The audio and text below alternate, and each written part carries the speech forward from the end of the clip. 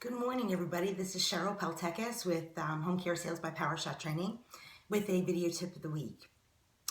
This past week, I will tell you, I was coaching quite a few different clients, and one of the questions that's constantly coming up over and over again is, but we're no different. We have no unique selling points. There's nothing that my organization does that the other organizations down the street don't necessarily do.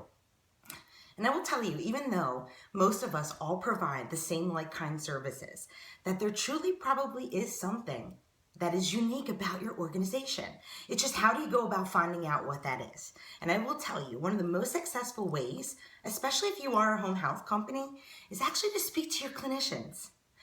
Ask your nurses about themselves. Learn a little bit about them, and you may find something that is very unique.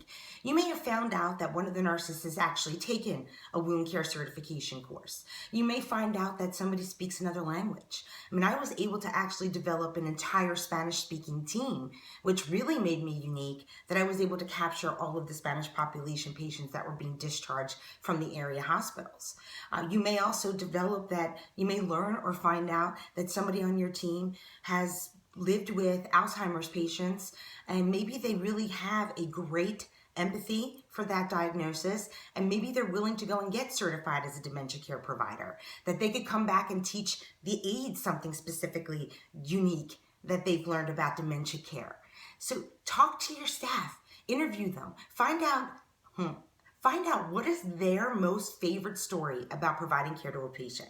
What did they have the most success in? Because let me tell you, if they start to tell you stories about, I love the fact that we got the occupational therapist involved with creating this, memory medication board, and we taped, the pills to the board so that, God forbid, if the patient spilled it, they would at least be able to identify what is their next dose of medication. These little tiny stories will help you develop and craft a unique selling point for your organization. So sit down with your clinicians and interview them. Ask them, what are some of the most successful experiences that we've had in providing patient care? And use those strengths to develop some of your unique selling points. At the same time, look at your complaints. Look to see, where did you have a service failure? Because in those service failures, if you start to develop a process to make sure that they've never going to occur again, that could be where you could develop one of your most profitable unique selling points.